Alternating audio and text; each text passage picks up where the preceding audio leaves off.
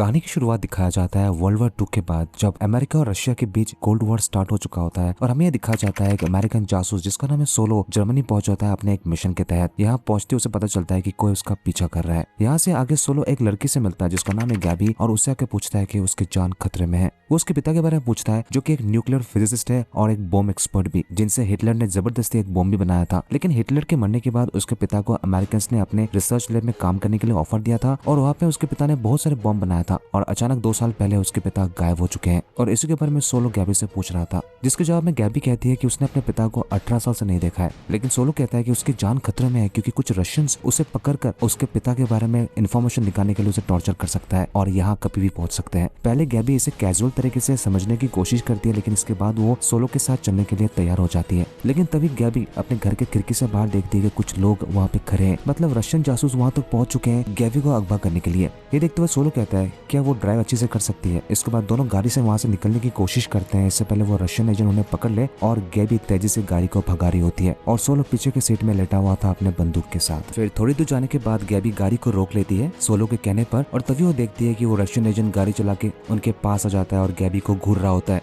इससे पहले वो एजेंट दोनों को गोली मार दे, सोलो उसके ऊपर गोली चलाता है और तभी गैबी तेज गति से अपनी गाड़ी को भगा रही होती है। लेकिन फिर पता चलता है कि उन गोलियों का असर उस एजेंट पर कुछ नहीं हुआ, वो बच चुका है। अब वो भी तेज गाड़ी चलाकर उनका पीछा कर रहा होता है उन्हें पकड़ने के लिए। अब यहाँ पे एक कार चेज वाला सीन दिखाया जाता है, जिसे देखने के बाद आप फास्ट एंड फ्यूरियस मूवी से रिलेट कर सकते हैं अगर आपने देखा हो। खैर गैबी बहुत ही स्मार्ट तरीके से गाड़ी चलाती है और इसके बाद उसे चकमा देकर अपनी गाड़ी को छुपा लेती है सोलो के कहने पर। वो एजेंट सोच रहा होता है कि गाड़ी कहाँ चली गई है और आगे चली जाती है। सोलो पीछे से आकर उसके गाड़ी के पीछे गोली मारता है, जिससे समझ में आता है कि उसकी गाड़ी कहीं पे ठुक चुकी है। लेकिन इसके बाद भी उस एजेंट को कुछ नहीं होता है। वो अपने गाड़ी से निकलकर वो देखता है कि दोनों गाड़ी चलाकर वहां से चले जा रहे हैं। लेकिन वो एक रशियन एजेंट है, वो इतना आसानी से कैसे हार मान सकता है। वो भी गोली चलाता है, उसका खतरनाक गोली उनके गाड़ी के टायर को पंक्चर कर देती है और गाड़ी का संतुलन बिगड़ जाता है। तभी वो देखते हैं कि वो रशियन एजेंट दौड़ते हुए गाड़ी को पकड़ने के लिए आ रहा होता है। ये देखने के बाद गैबी सोलो से ये पूछती है कि वो कुछ करता क्यों नहीं है, जिसके जवाब में सोलो कहता है कि इसकी कोई जरूरत नहीं है, वो बस आगे बढ़ते रहे। वो एजेंट दौड़ते हुए गाड़ी को पकड़ लेता है और उसे रोकने की कोशिश कर रहा होता है, लेकिन इसी कोशिश में गाड़ी के पीछे का डिक्की उखड़ जाता है और वो दोनों आगे बढ़ जाते हैं। सोलो गैबी से कहता है कि गाड़ी को तेज चलाने के लिए, और गैबी उसके जवाब में कहती है कि आगे रास्ता नहीं दिख रहा होता है, और इतने में गाड़ी सीधा 2 बिल्डिंग के बीच में अटक जाता है।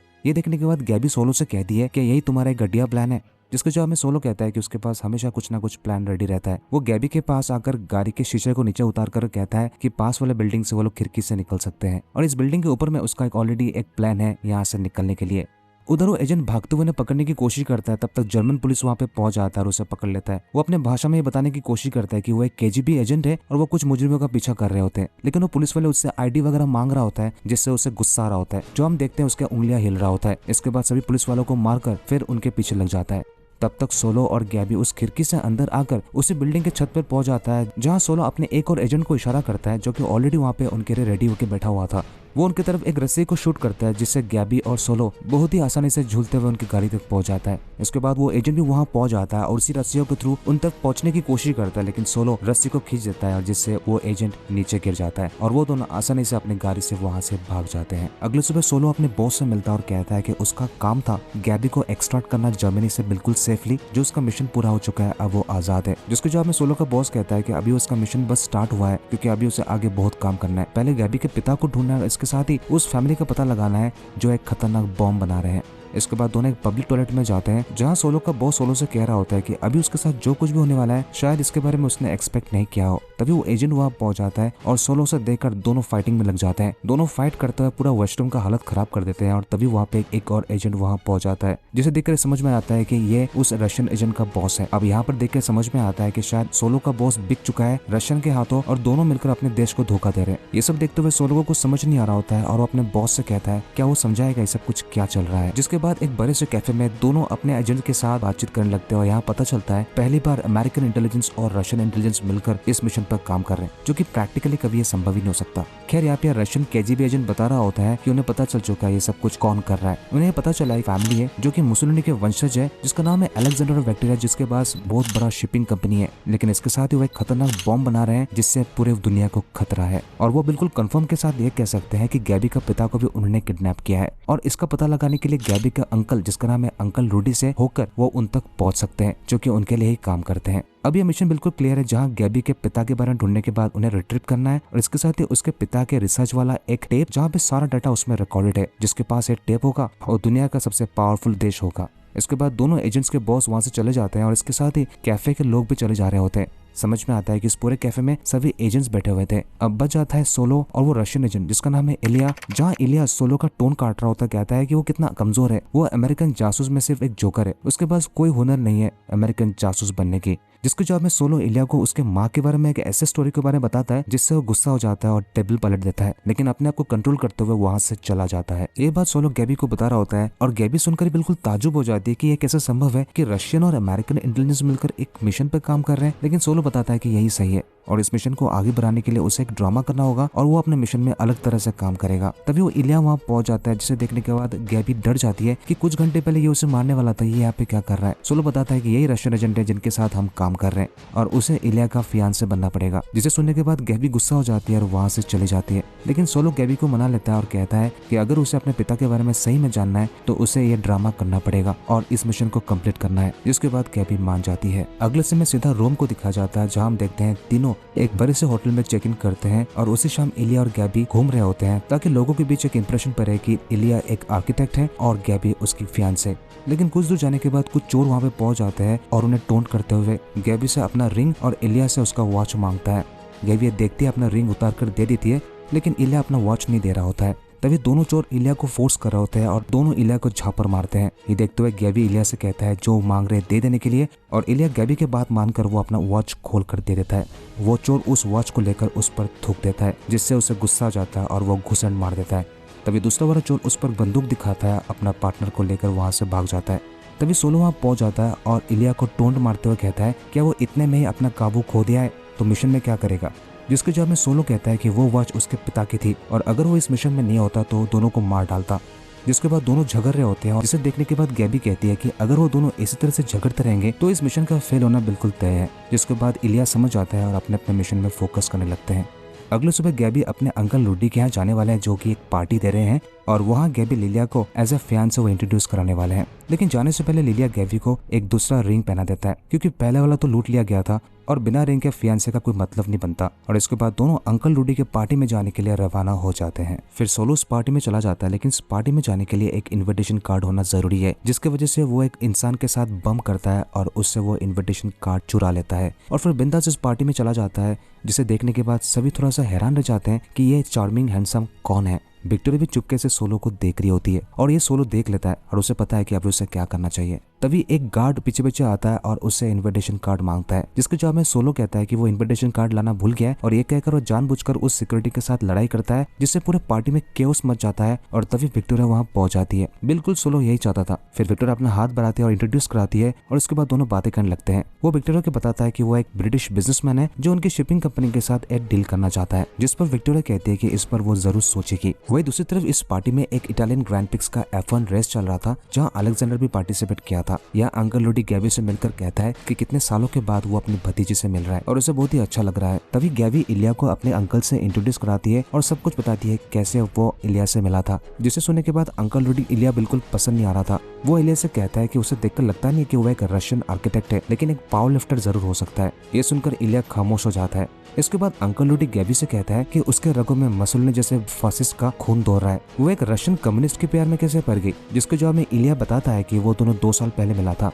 लेकिन ये समझने के बाद अंकल रूडी थोड़ा सा कंफ्यूज दिख रहा होता है, क्योंकि उसके भतीजे ने कभी बताया नहीं कि वो किसी रशियन आर्किटेक्ट के साथ रिलेशनशिप में है। लेकिन इसी के साथ ही अंकल रूडी इलिया का इंसल्ट कर रहा होता है उसके कम्युनिस्ट रशियन रेस होने पर, जिसे सुनने के बाद इलिया को बहुत गुस्सा आ रहा था, लेकिन वो किसी तरह से अपने आप को कंट्रोल कर रहा था। वो गैबी से कहता है कि वो अभी वॉशरूम से आ रहा है, ये कहकर वहां से चला जाता है। तभी वहाँ पे विक्टोरिया और सोलो वहाँ पहुंच जाता है, जहाँ अंकल रूडी अपनी भतीजे को विक्टोरिया से इंट्रोड्यूस कराता है और सोलो अपने अलग पहचान से अंकल रूडी से मिलता है। तभी वहाँ पर एक और आदमी वहाँ पहुंच जाता है जिसका नाम है वॉबरली, जो कि बताया जाता है कि उनकी शिपिंग कंपनी का वो एडवाइजर है और ये वही आदमी है जिससे सोलो ने बम किया था उसका इन्विटेशन कार्ड चुराने के लिए। यहाँ सभी एक दूसरे से मिलते हैं और अपनी बातें आगे बढ़ाते हैं। लेकिन दूसरी तरफ इलिया जब वॉशरूम में जाता है, यहाँ पे 3 इटालियन लौंडे अपने गप्पे लगा रहे होते हैं और वो तीनों से कहता है कि वो सिंक यूज करना चाहता है। जिसके जवाब में वो 3 लौंडे कह रहा होता है कि वो बाद में आ सकता है, जिससे इलिया को और ज्यादा गुस्सा आ जाता है और वो अपना सारा गुस्सा जो अंकल रूडी पर निकालना चाहता था वो तीनों लॉन्डो को बुरी तरह से पीट देता है, जो कि हमें दिखाई नहीं जाता, और वो चुपचाप वॉशरूम से निकल जाता है। फिर हमें दिखाया जाता है अलेक्जेंडर के बारे में, जो गैबी से मिलकर काफी इंप्रेस हो जाता है और उससे रिक्वेस्ट करता है कि साथ में लंच करने के लिए।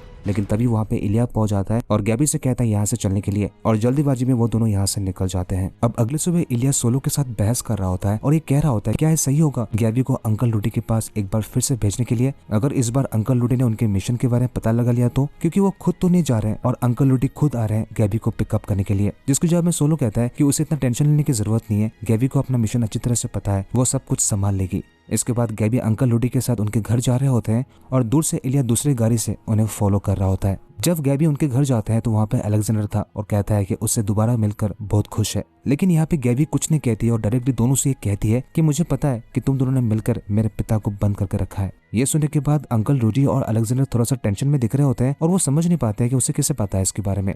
लेकिन इसके साथ ही यहाँ पे एक ट्विस्ट आता है जहाँ गैबी इलिया और सोलो के बारे में सच बता देती है। वो कहती है उसका फियांसे कोई रशियन आर्किटेक्ट नहीं बल्कि केजीबी जासूस है और दूसरा उसका दोस्त एक अमेरिकन जासूस, जिसे सुनने के बाद इलिया विश्वास नहीं कर पा रहा था। इसके साथ ही वो बताते हैं कि दोनों देश मिलकर उसका इस्तेमाल करके उसके पिता के सारे रिसर्च का वो लोग हथिया लेंगे, लेकिन शायद उन्हें ये पता नहीं था कि वो दोनों का इस्तेमाल कर रहे थे। जिसके जवाब में अलेक्जेंडर कहता है कि उसने बहुत ही अच्छा काम किया है और वो जल्द अपने पिता से मिल सकती है। गैबी कहती है कि फिलहाल उसका फियांसे जो कि इस जंगल की झाड़ियों के बीच सब कुछ हमारी बातें सुन रहा है और वो रिक्वेस्ट करते हैं कि उसे पकड़ ले, और इसके साथ ही कुछ जंगली कुत्तों को जंगल में भेज दिया जाता है इलिया को मारने के लिए। लेकिन इलिया किसी तरह से अपने आप को बचाकर एक बड़े से गेट से जंप देकर अपने आप को बचा लेता है।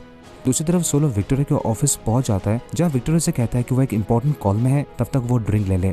यहाँ सोलो एक ड्रिंक लेता है लेकिन इस ड्रिंक को पीने के बाद उसे सब कुछ धुंधला दिख रहा होता है। तभी विक्टोरिया बताती है कि उन्हें सब कुछ पता चल चुका है कि वो कौन है और उनका मिशन क्या है, और ये बताने वाला खुद गैबी है। जिसके जवाब में सोलो उल्टे सीधे बात कर रहा होता है और वो एक पिलो लेकर वो लेट जाता है। तभी विक्टोरिया उसके पास आती है और उसे कहती है सो जाने के लिए। जब सोलो को होश आता है तो वो अपने आप को एक इलेक्ट्रिक चेयर में बंधा हुआ पाता है और सामने विक्टोरिया था जो उसे सुई पे सुई लगा रहा होता है। वो विक्टोरिया सोलो को ये बता रहा होता है कि अगर वो चाहे तो उसे इजिली मौत दे सकता था, लेकिन वो चाहता है कि वो तरफ तरफ कर मरे और यहाँ से आगे का काम अंकल रूडी संभालेंगे। ये कहकर विक्टोरिया वहाँ से चली जाती है और अपनी बोट से वहाँ से निकल जाती है।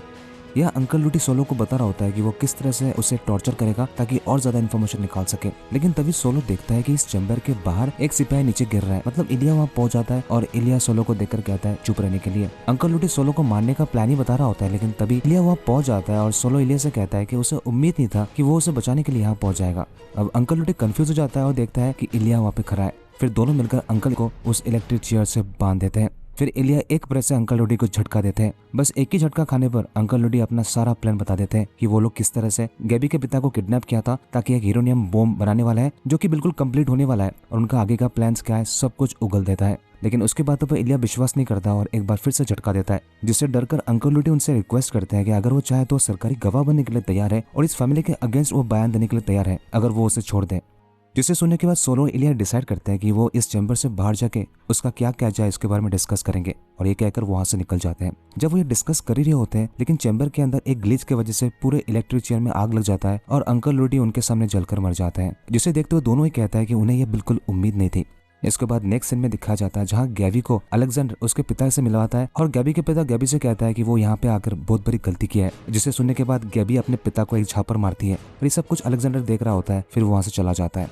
इसके बाद सोलो और इलिया को बताया जाता है उनके बॉसेस द्वारा कि उन्हें एयर सपोर्ट देने के लिए एक आदमी मिल चुका है, जहाँ पर वो पहुंच जाते हैं और ये इंसान वही है जिसके साथ सोलो ने बम किया था उस पार्टी के दौरान, और वो दोनों को वार्म वेलकम करता है। अब ये इंसान दोनों की हेल्प क्यों कर रहा है इसके बारे में थोड़ी देर में पता चलेगा। फिर दोनों को चॉपर में चढ़ाया जाता है और आने वाले अपडेट्स के बारे में उनके बॉसेस द्वारा उन्हें बता दिया जा रहा था। चॉपर में बैठते ही वो शख्स बता रहा होता है कि उसका असली इंट्रोडक्शन क्या है। वो बताता है कि वो एक ब्रिटिश एजेंट है और वो पिछले 7 साल से इसी पल का इंतजार कर रहा था। उसको पता था कि रशियन और अमेरिकन साथ जरूर आएंगे, तभी गैबी के पिता के बारे में वो पता कर पाएंगे। यहाँ ये भी पता चलता है कि गैबी एक ब्रिटिश एजेंट है और वो उसी के कहने पर उसने झूठ बोला था ताकि वो उनके ट्रस्ट को जीत सके और गैबी अपने पिता से मिल पाए। ये सुनने के बाद इलिया और सोलो बिल्कुल विश्वास नहीं कर पा रहे थे कि एक तीसरा देश भी यहाँ पे घुस चुका है, लेकिन यहाँ ओवरली बता रहा होता है कि उनकी मदद की जरूरत है गैबी और उसके पिता को बचाने के लिए कि वो किस आइलैंड में छुपा हुआ है। फिलहाल ये चॉपर उनके एयरक्राफ्ट कैरियर के ऊपर लैंड करने वाला है और आगे की प्लानिंग वहीं पे होगी। वही दूसरी तरफ गैबी और उसके पिता से मिलने के लिए विक्टोरिया अलेक्जेंडर पहुंच जाते हैं और गैबी दोनों से कहती है कि उसके पिता बिल्कुल तैयार है बॉम्ब को बनाने के लिए।